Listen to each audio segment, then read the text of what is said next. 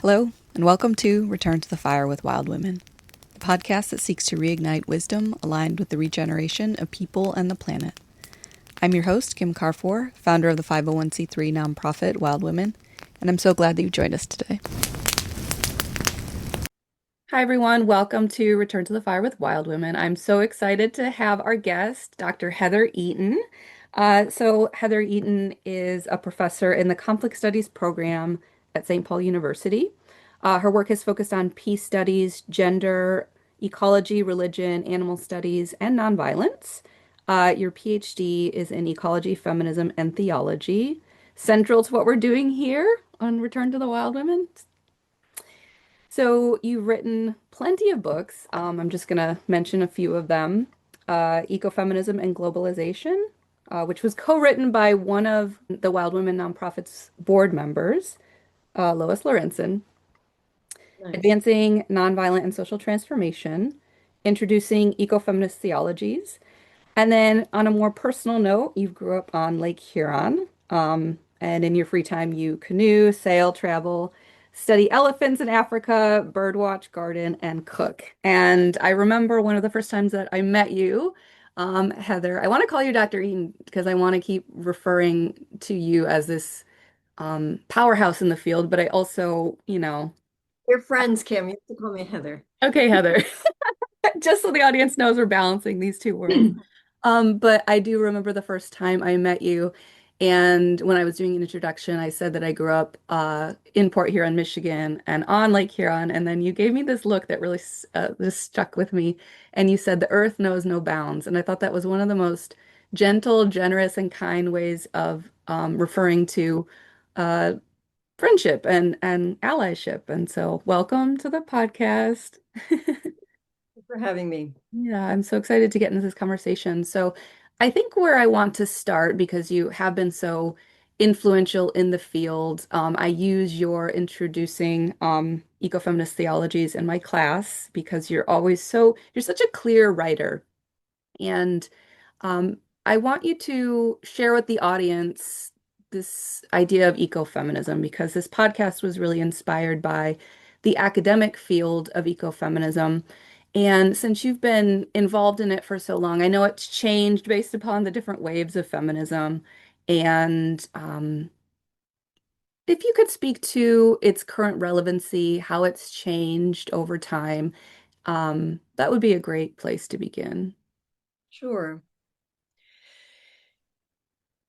So in the 1970s, going back a bit, when people were trying to understand how does domination actually work? So of course, this is post-Marxist. This is the era of liberation theologies. This is the era of taking liberation movements seriously. The domination of women and the domination of the natural world, it became clear that they had deep connections.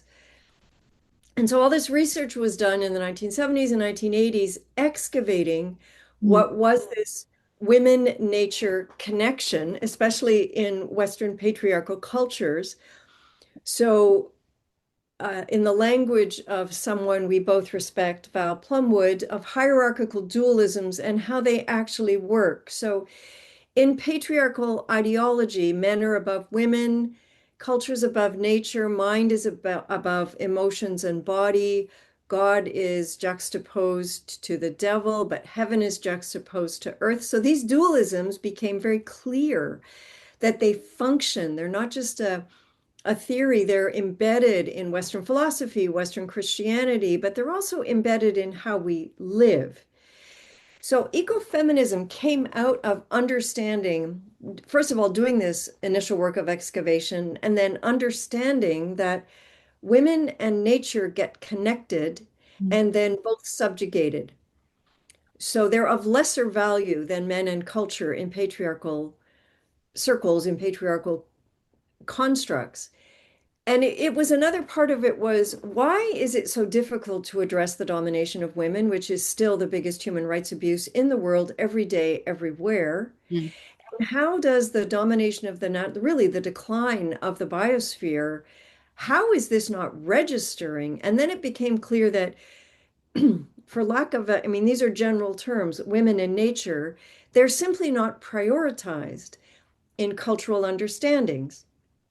In addition to, so when we have ecological decline, it's always measured against economic progress or economic decline. And that's a very false comparison. Mm. And then women, whatever rights women have gained in the world have been hard fought.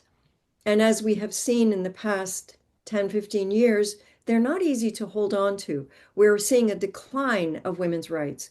Mm. We're seeing, so ecofeminism is in this matrix, it's in this roundabout of all these different kinds of ideas that to me are still highly relevant, but they're difficult for people to grasp.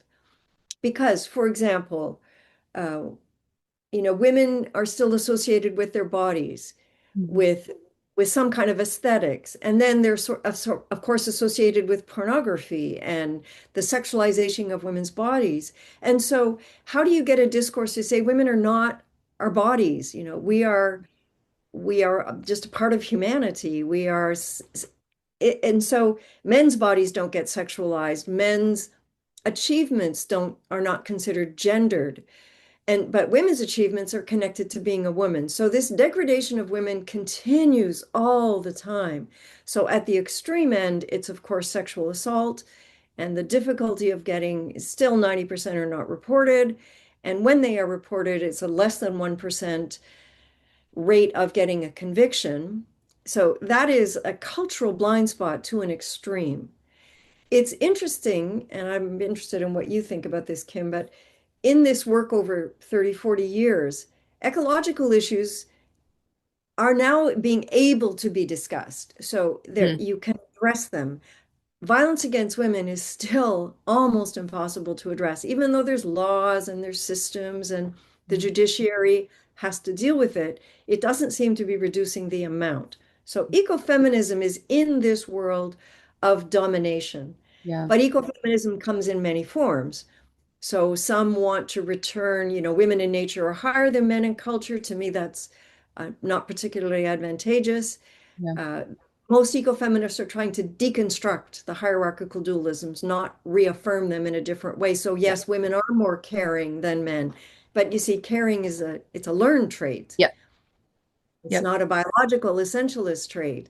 Yep. Women can be more nurturing, but we are trained from a very young age to be more caring. Come help mommy. Come, be helping and caring and cooperative instead of assertive and radical and, Yep. speak out, speak against. Yep. Yep. It's a Oh, socialization process. absolutely. Yeah. Yeah. Even with the dolls versus the trucks.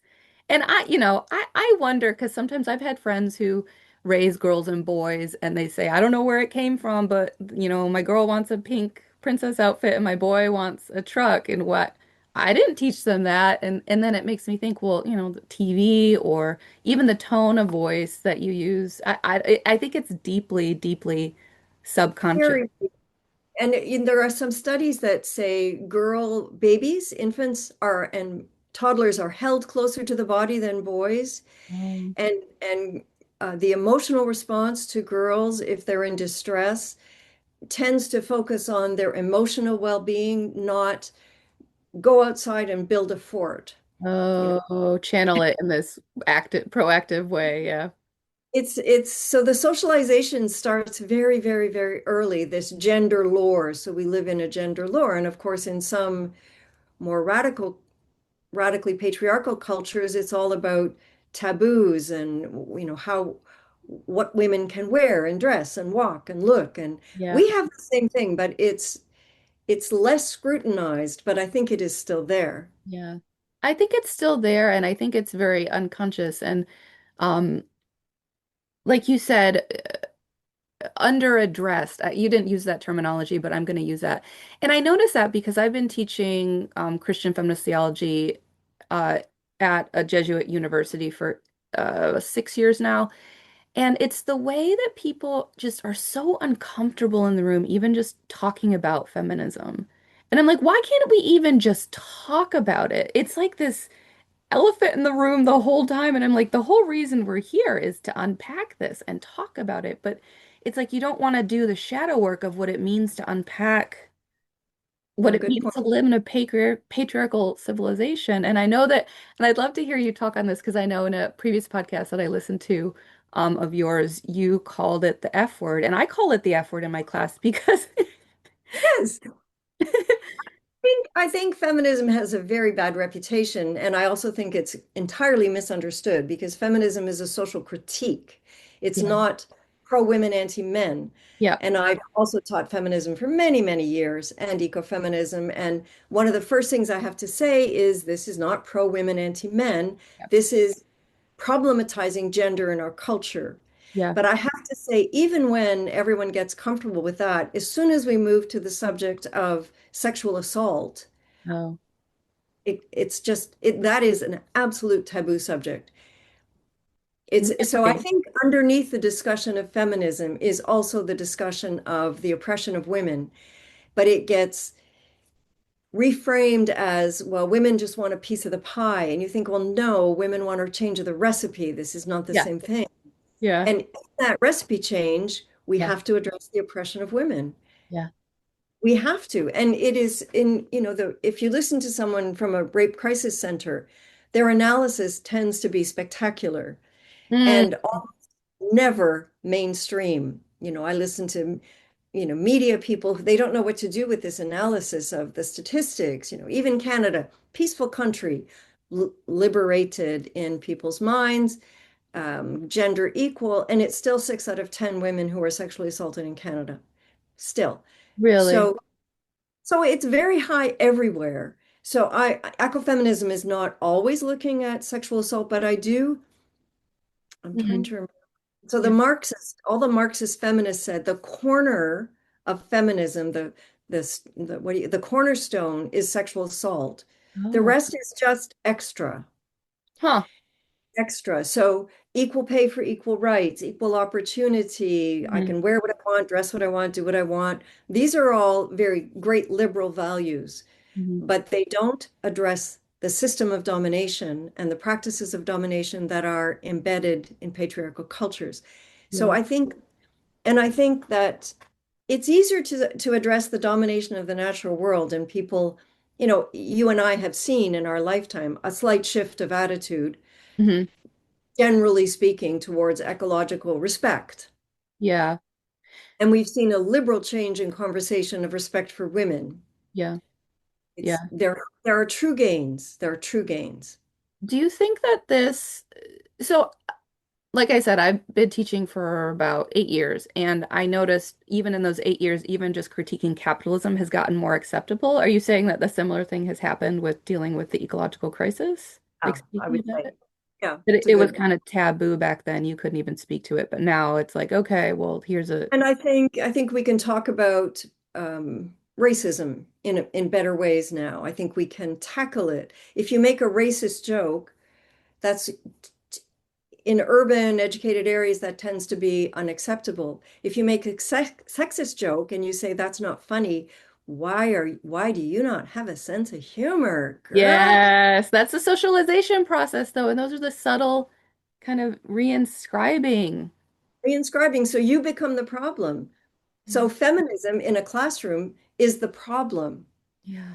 rather than the social critique it's trying to point to. Wait, say more about that, that feminism in the classroom is a problem rather than the social critique. So people don't that people have so much baggage around the word feminism, which Yeah, is why it's the F word. yeah, Uh, but they miss, unless you study feminist critiques of society, you don't understand how we're all implicated in it. yeah, It's not men are bad, women are good. yeah, It is some men are more privileged than some women, for sure, but women participate in patriarchy, you know, absolutely. right? So women have to learn this critique, men have to learn this critique. It tends to be more receptive around LGBTQ plus because they have done some background analysis of gender. Yeah, The ego part doesn't always come in. yeah. Yeah. But I find people miss the point and misconstrue feminism unless they study it. So Yeah. popular conversations around feminism at a popular level are really difficult. Yeah. Academia, in my opinion, is the only place you can actually Mm. use feminist theory. And that's another thing. Sorry, segue. But No. Yeah. it went from women's studies to feminist studies to gender studies academically. Yeah. What happened in the shift from feminism to gender is that gender identity has taken over the conversation. Yes. That's an acceptable conversation, but feminist critiques of society, like, where did they go? Yes. Yes. Thank It, you. Yeah. No, I 100% agree because I'll have students who take my class and I'm doing the social critique, and it's the end of the semester. They're like, I can't believe it's not just men are good, women are bad, or women are good, men are bad. yeah, I'm like, no. And so now I've learned to day one be like, this is not social media feminism. Social media feminism is making my job 1,000 times harder. If you can just let that go, walk into the room with a blank mind, and we're doing social critique. We're also doing psychological work where, because I exactly. think about the frog and not the frog in the hot plate. It feels to me putting on your feminist glasses and doing a cultural critique is being a fish in a fishbowl, waking up to learning how to see water, right? Because Right. Yeah, patriarchy is the air we breathe. It's the in the water we swim way, in. it's the water we swim in. And so it's an ongoing process to wake up to this and see how it affects our everyday lives and perceptions and the way that we treat each other, the way we organize politics and government and family systems and All of it. inner, like our inner psyche. Like I always talk about um internal misogyny, and it's weird because I have men in my classes who, for the most part, just are so scared in the corner the whole time. It's the difficulty is that it goes deep into our identity formation. Yeah, And and we've absorbed, as you said earlier, a lot of unconscious misogyny, both men and women, and also male privilege, both men and women. right, I mean, the system privileges men more, there's no denying it. But to assume just because of that, anyone is particularly aware of how that works right. is not the case. Yeah. But I will say, in the past 10 years, there's some very, very good work that's been done in men's studies Mm. and ecofeminist men's studies and I so now when I teach, I assign probably 40% of the material is from men's studies. So that helps the men not just sit in the corner and think, I can't wait for this to be over. It also shows not how you are implicated in a negative way, but how you have been formed in the same system. Yeah. And it's a good time to revise your own ethics and your own stance. So I find that has helped the transformation of, I mean, women can, I mean, I don't want to divide the genders because nothing is ever that clean. And, some men come in who are very, very progressive and aware. And, lots of women say, well, this just is how I was raised. It's like, yeah, but it's not ethical. And Mm, that, we can't, that doesn't usually go over in a smooth way. So we have to find yeah. other doors in to say, so there's lots of material, Yeah. but how to present it so that people don't get spooked. And when their identities are very shaped by patriarchy, even if they don't want to embrace it. Yeah. We were just speaking before we started about the rise of, let's say, the Christian alt-right in Yeah. Canada and the US. Yeah. Now, that is a white supremacist, misogynist movement. That's what it is. Yeah. Yeah. That's not how it's presented. You have to dig. Right. But then if you meet people who embrace it, especially men, it's because they don't have any brotherhood. They don't have communities. This Right. is a place of belonging. The alt-right is a place of belonging where you can be like-minded. And the misogynist, white supremacist side just gets, it disappears as an overt factor. Yeah. So I've I would love to hear you speak on this because I've noticed, you see the trend of feminism, and I see young women and they're empowered, and it's like, okay, cool, feminism did what it wanted. It was asking. I mean, yeah, for the listeners, there was Feminism. had not like did it. Liberal feminism made some gains for Yes, sure. that's a good way of putting it. Thank you. But there was the kind of whiplash response where now, and I feel for these young people. I'm like, I understand why you go to Joe Rogan for belonging. I understand because it's hard to grapple with the realities of our world. And like you said, belonging is a necessity. It is a necessity. And, trad wives, whatever, traditional, like it gives women a role and a place of contribution. And I'm sure that's attractive to some. And men, so again, the binaries don't work, of course, in the real world, but we do all need a place of belonging. We also need to know we're contributing something good in the world. So, Joe Rogan, who personally I think is an asshole, he resonates with a lot of people, Yeah. but it's truncated. It's a very truncated conversation. You just take these little bits and say, this is reality, but it isn't. And Yeah. so, where in our society do people have the place to think, Yeah. analyze, to deconstruct, to say, it does that really make sense? You know, Yeah. it doesn't, you see, it doesn't make sense when you pause and analyze it. But I think it makes sense. It's got an emotional appeal, an Yep. identity appeal, and that's where it goes. And that's why it's attractive. But that's not analytic. That's not understanding. Yeah. That's what I heard recently. I don't remember where it was, but they said Republicans get the emotion right, but Democrats get the Analysis is their analysis. analysis is better But it for is, sure. it's like getting the emotional, like grasping at it. The facts are incorrect and wrong and dangerous, but the emotional tone is oh, they're getting to the belonging. It's like that's why the conspiracy theory makes sense. Is I read something when he who must not be named, the US president, yeah, him, um, I mean, that person's facts are incorrect. It's outright lying it's much lying. of the time. However, since this came in out of England, it was analyzing what fear is that person responding to. What And fear? it's the fear of not belonging.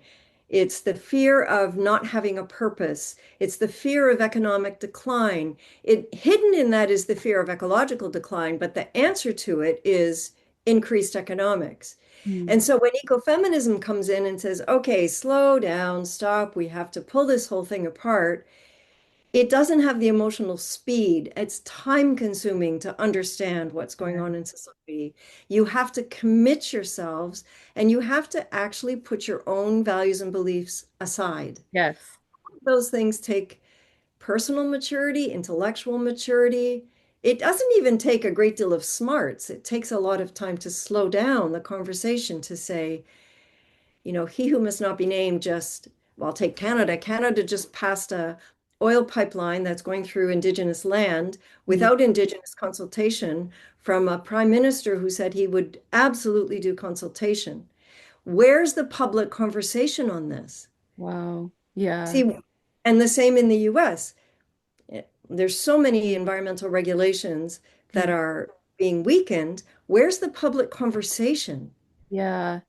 Right-wing, left-wing media, but there's not a conversation. Right. And to me, sorry, I'll finish and I'll just say that's why universities to me are so critical to invest in, because that is the only place where you can have an actually substantial debate. Yeah. That's interesting because I'm thinking about the critique on the right of them saying, well, universities are just hubs for liberal thinking. But it's because you carve out time to sit and read and do the hard work of self-reflection, of critiquing the system, analyzing the system, analyzing your own complicity in them, or just thinking of who you are, right? These are the privileges, yes, but so that's kind of where he gets the emotional tone right. It's a quick one sentence quip to get at this very complicated dynamic, and it co-ops the youth, and it's Does. scary. And I think it's speaking to fear. It Yeah, doesn't it doesn't sound like it's speaking to fear, but I think it is. yeah, So, yeah, it is a very hard time in the world with the rise of violence, yeah, with the rise of right-wing rhetoric, with the lack of public discussion spaces, with a decline in, I would call it a decline in interest in analysis. So, news media could have been, once was, perhaps a place of not bad analysis, but that's now all infotainment, yeah.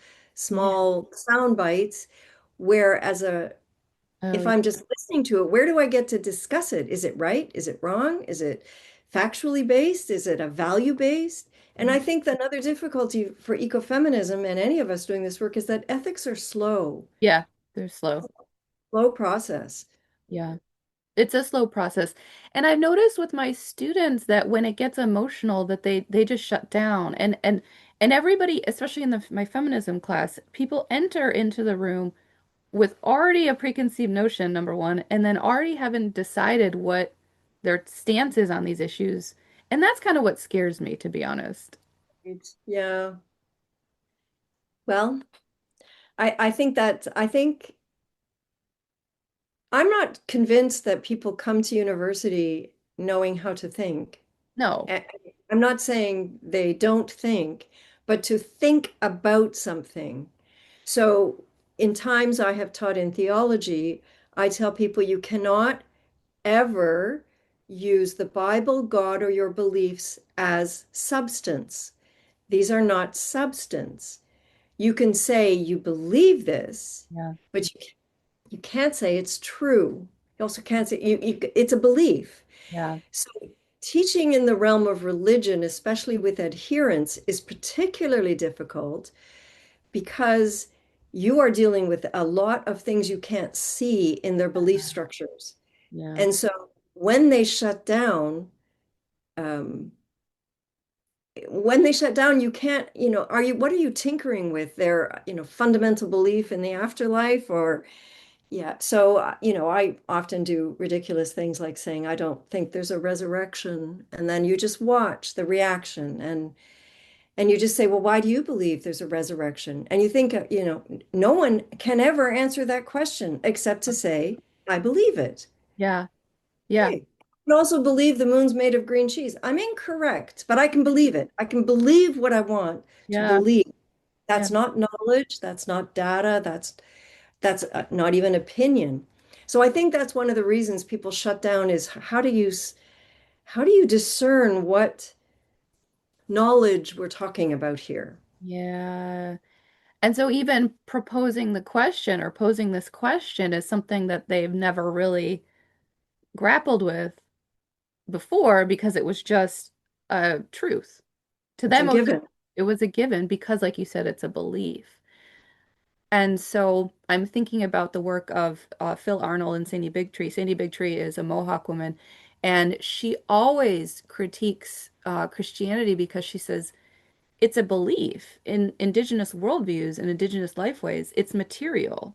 We do Mm, these rituals because it's tied to the regeneration of the land. This is an actual, tangible, may I use right. the word resurrection? It's creativity, right? It's not. It's certainly a Yeah. practice. It's and lived religion or spirituality. It's lived.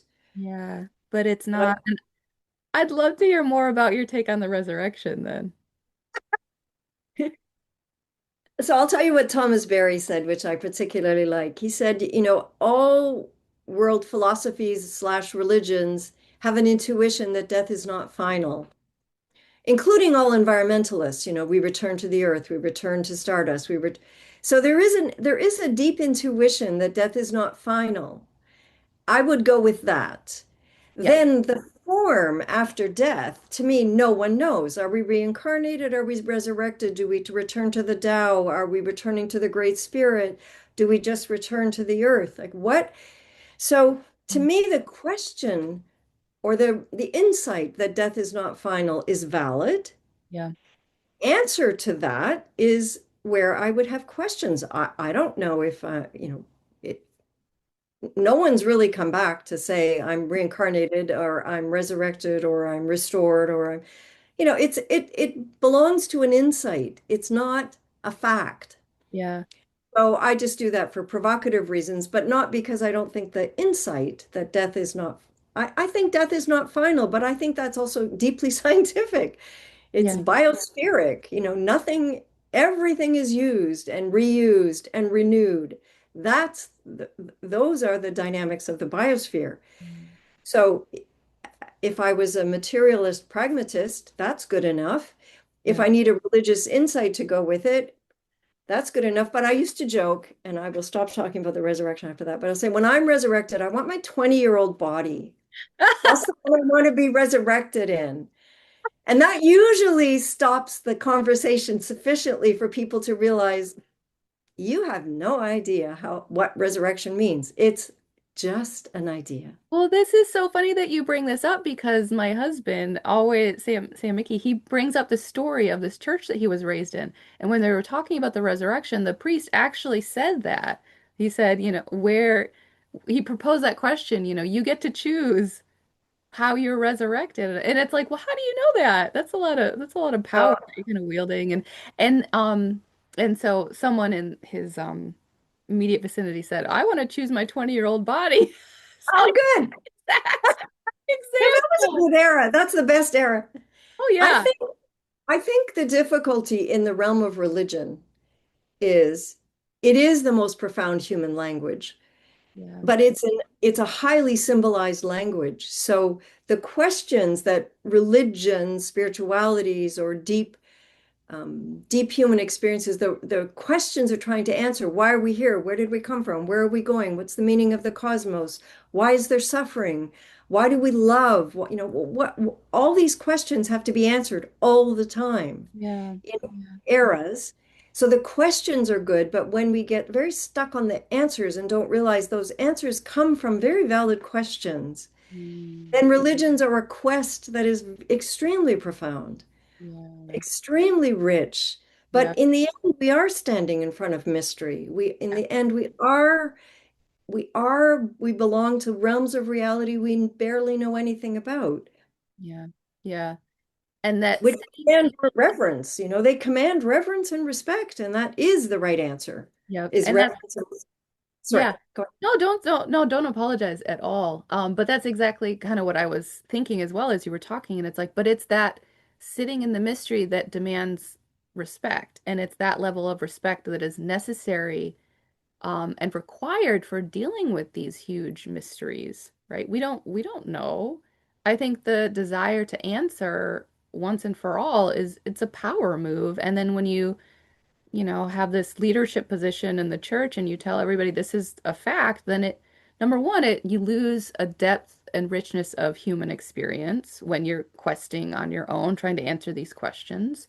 There's a beauty there, but then it also forces you to have that humility and the reverence. And I think those are what's called for in our current moment, whether that's dealing with relationships with women, personally or institutionally, or how to navigate living in an environment where we are made from the same stuff. And like you said, and I'm thinking about the resurrection, if you were going to translate this from an indigenous perspective, which I don't claim to be an expert in by any means, but kind of going back to Thomas Berry, that we are resurrected stardust. We are resurrected in our bodies. ahead. And that should be enough. That's enough. That right in there is the reverence and how to live ethically if we're aligned in that vision, I think is Very challenging. yeah. Do you have any advice for our listeners on how to live in that space? I think the world of contemplation and quiet is necessary to live in this space. I think how to recognize mystery, and it doesn't have to be cosmic mystery. It could be actually watching ants. Yeah. It can be very, very local and minutia. But if one does it quietly for enough time, one realizes there's a complete otherness to ants and birds and flowers and pollinators and you see, then we belong to a much larger world. And that insight can transform our thinking, but that takes quiet and time. But it doesn't take extraordinary peak experiences. Yeah. It really doesn't. And, just watching birds, you realize birds are very old, first of all. They're a very old form of life, predating the Cenozoic. Mm. And yet, and they really are mysterious to us. You could learn a great deal of bird identification and know absolutely nothing about birds. Yeah. Oh, You I can love that. identify them, but you Yeah. don't know anything. You don't know anything because you'll never be a bird. So this is the humility and reverence. I mean, knowledge is important, but we don't own birds. Yeah. We can kill them, but we can't ever grasp them. Yeah. And so it's that space of what allows us to. So I use the word contemplation. I mean, I'm not even sure anybody under 20's heard that word. What is contemplation? What is quiet? What is the pause? So you were saying you do nature walks, is that what you said? Or Yeah, so I teach another class I teach is nature immersion, and so I take students out like a 3 day, 2 night wilderness experience. yeah, so that is where that experience. So here's what I think. People have that experience, but then they have to reflect on it. And Yeah. that reflection has to have certain elements in it for it to be integrated, other than what an incredible experience. Yes. Well, it's an incredible experience, but then you have to reflect on who you are then in the scheme of things. What is the scheme of things? The fact that we really know just about nothing, Yeah. like really, Yeah. and that is actually empowering, not diminishing. Yes. And Yes. I think I'm just going to say something about ecofeminism. To me, ecofeminism has lost the plot a bit on this theme in it. So ecofeminism um, has become very practical and also very postmodern. I'm not saying all of ecofeminism because there's many things, but case studies of women, nature, and they can often be anthropocentric, but that's the dominant form of ecofeminism now, and I would say not necessarily the most reflected form. Mm. There's a whole anti-religious stream, which I share in ecofeminism, but you can be anti-religious, but don't miss the depth of the questions religion is trying to ask, because those questions are perennial and they take us to the mysterious, abundant elements of the biosphere, but Mm. you don't have to have the language of religion. Yeah. You don't have to have it. You just have to find another way in. Yeah. Yeah. Absolutely. Absolutely.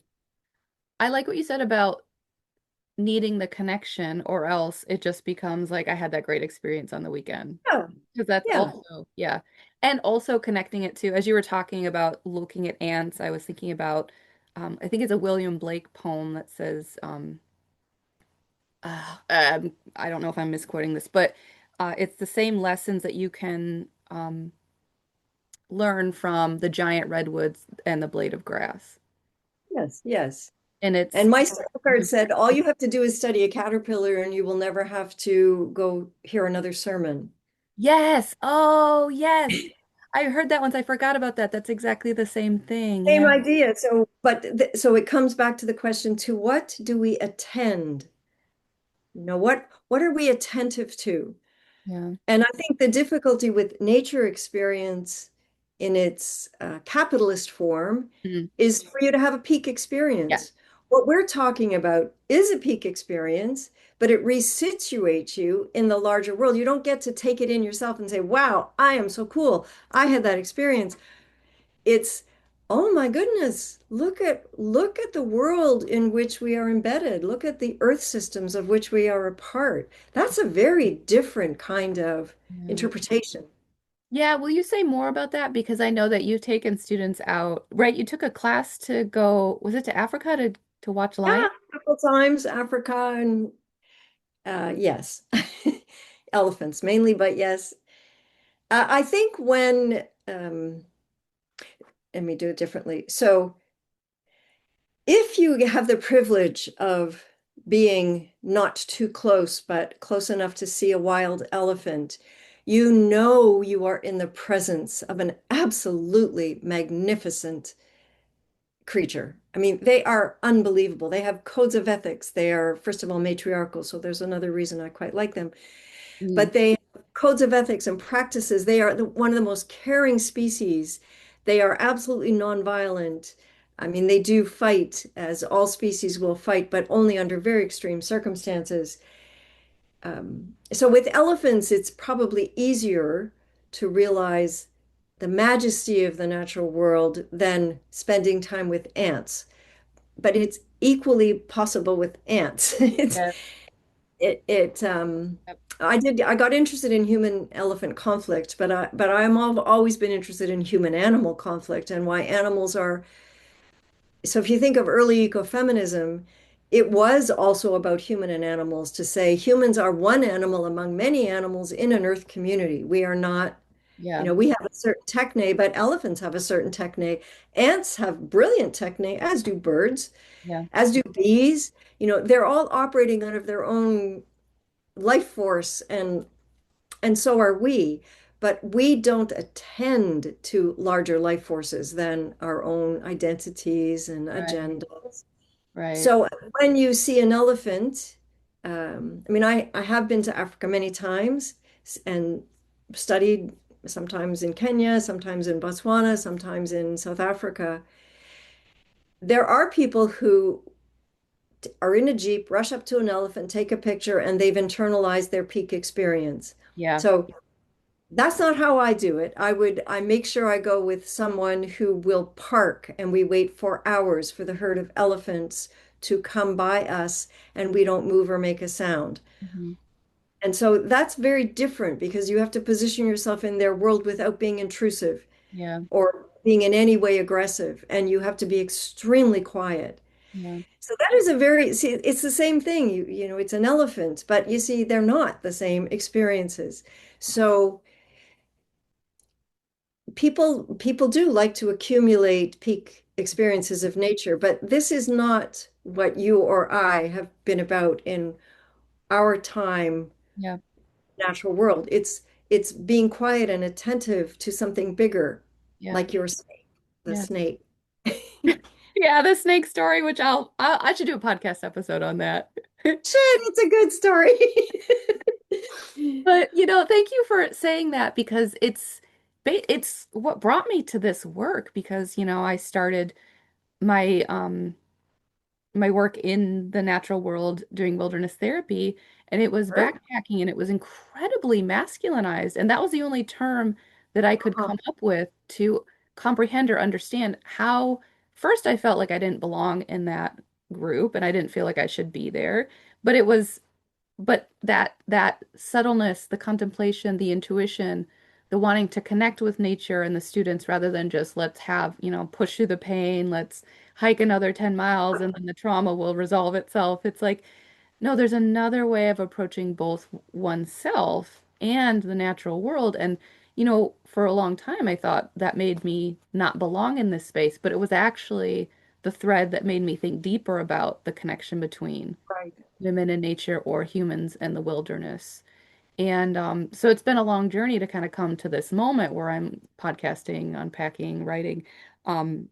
But kind of going back to it's all about the approach, it's the subtleness, it's the reflection. Even you describing sitting there patiently, I imagine Jane Goodall, and that method was groundbreaking in terms of science rather than going to dominate, extract. It was Yes. sit back and learn and relate. And it's in that relating that you're gonna, and I even hesitate to use the terminology gather new information. But I think gathering is a non, Get insights. I think you get insights into who you are and where you are and what are the other life forms. yeah, Um, was going to make a different analogy, but I've also, and you probably have too, done a lot of canoeing and I've done a lot of sailing. Yeah, And in both of those worlds, you have to be, especially sailing, absolutely attentive to wind and water, and you have no other power. That's it. So yeah, if you mess that up while you dump the boat or I mean, I have done a lot of ocean sailing, and if you want to feel the power of the natural world, that's a place when you've got, yeah, you know, 5 meter waves. They're very big. And you realize so the goal is to find experiences that teach us we are not master and commander. yeah, So yeah, if you're canoeing, if you're going to do whitewater, you're going to tackle the rapids and you're going to, okay, but I'm not going to do that. I'm going to go very quietly and try to go along the shore so that maybe at dusk and dawn, I can, without interfering, observe some beavers who finally feel safe enough to come out because I'm not making any noise. yeah. And then I can see something of the life. I'm trying to say what helps us immerse ourselves in this earth community. Hmm.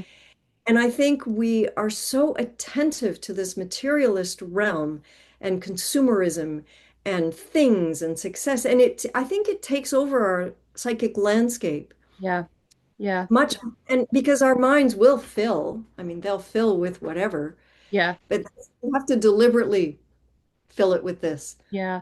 Well, and even the uprise in the kind of social media, it's consumption. It's a consumption of experience. Like I've Exactly. even heard in the wilderness world, people say, "Oh, I'm going to that place because I saw it on social media." Is that the reason you're going into the wilderness? Just so that you can get to this view, take a picture, and go home? Did you even have an experience? Did you? Yeah, so that's what I mean. You collect experiences, Yeah. but you've actually learned nothing. And You've you not reflected it. exactly. Yeah. You haven't had an experience. You've collected the experience, but you haven't actually had the experience because it takes Right. absorbing, digesting.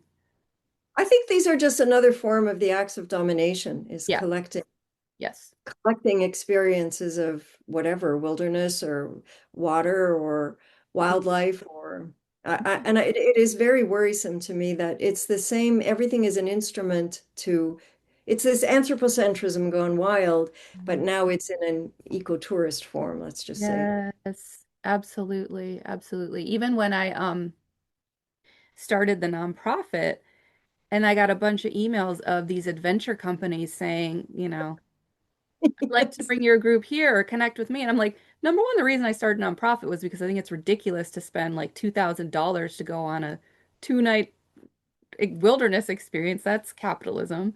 And number two, Right, no, I don't need to go to another country to experience what I'm trying to experience by being in nature. right. But it's the weird assumption that when you say wilderness experience or nature connection or immersion, that this is what is meant, right? And that's kind of what I feel like we're fighting against. So in kind of wrapping up, we're gonna start, oh, let's pretend we're on a canoe. So you canoe, I kayak. I don't know why. I don't know. I canoed when I was in Michigan, but kayaks are more available in California, I guess. Right, right. Okay, so let's imagine that on this conversation, we're tandem kayaking or canoeing, and if we've gone on these, basically we've found the flow of the conversation, right? Which is not up to us. It's like, what are the wind conditions in the water? What direction are we going? And so we're gonna start kind of steering towards the end, in a gradual, gentle way. But I would like for you to speak on your emerging work and interest in awe, because I think what ecofeminist analysis, and we're both big fans of ecofeminist philosopher Val Plumwood, who is, I mean, if anybody out there wants like the best analysis of an ecofeminist framework, I would recommend Absolutely. Feminism Very, very. Mastered Nature. Yeah. Um, but so, we can critique the system, we can unpack our unconscious biases, but then I think wonder and awe, I think we both agree on is a way forward. And I definitely started teaching my feminism classes in that direction because even just in my own body, doing a whole semester on critiquing a system, at the end of the semester, I just feel depressed. Yeah. This is not sustainable. This is not what I want to pass on to the next generation. So balancing it with constructive ways to do the work, if you could speak on that. So I'm a true believer in the idea that we need, so we are entering an era of ecological decline that is absolutely, from a biospheric point of view, unprecedented, but it's also unprecedented in human history. We don't have a vision that is sufficiently alluring to allow us.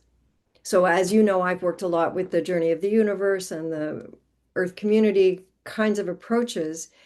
And to me, the balance is between analyzing sufficiently accurately what is actually happening and what are the forces at play. So if we talk about white nationalism, I think the force that's at play is men losing their privileged position, white men feeling threatened, Yeah. and fear of the future in whatever way, and not having a solid identity that they've had historically. Yes. Yes. But when we think about what is actually happening at a planetary level, it is beyond serious. Yeah. So, what is going to shift us? So, the thing about analysis and critique is that if you aren't sufficiently adequate, you don't get good solutions. But critique is just critique, right? It's a critique. So, where is the match to say, okay, if this is not a good depiction of the natural world and puts it in a utilitarian consumerist mode, what is an alternative? So to me, they have to be matched. Yeah. Over my 30 years of working on this, I do find people tend to like one or the other more. Yeah. And I think that could be a skill level, but it's also poor judgment to say critique without vision, critique without vision doesn't go anywhere, and vision without understanding. So you and I have talked at other times about the divine feminine and why we think that's nonsense, perhaps too strong, but in that zone of that. So to me, what is going to allow us to find a different understanding of the natural world outside of systems of domination? Yeah. And I think understanding domination is one facet, but it's true. If that's all you study, you will feel depleted Yeah. because in that is great understanding and no moving to a place of non-domination. So that is much harder work to move from systems of domination to systems of non-domination. So in one sense, critique is easy. Social change is hard. Yeah. Hard. So one facet of social change are these wilderness experiences that you are doing. That's one, you are trying to rewire someone, Mhm. give them, I mean, allow them to have the possibility of a deep experience and then helping them reflect on it. Yeah. All of the work on, so the natural world has been the greatest source of spirituality forever in all philosophical and religious traditions and spiritual traditions. It's the natural world. People's experiences of the natural world, however, are diminishing. They have utilitarian experiences. There is a great deal of interest these days in wonder, and especially wonder connected to ecological awareness. Hmm. It's not hard to experience wonder, even with ants and birds and butterflies and caterpillars. It's not hard, but it requires time and it requires a certain orientation. Yeah. So that's my interest is if some of us shifted from critique to it's not just vision, it's understanding the architecture of that shift so that we move away from relations of domination. So I'll just give you a small aside, but one of my students this term has been studying edible weeds. Oh, So I had her give a presentation this week in the class on edible weeds in my bioregion, which nice. is Ottawa Valley. And how do weeds actually, what we call weeds, why are they so restorative to the nutrients of the soil? What do they do? And her ecological knowledge was quite significant.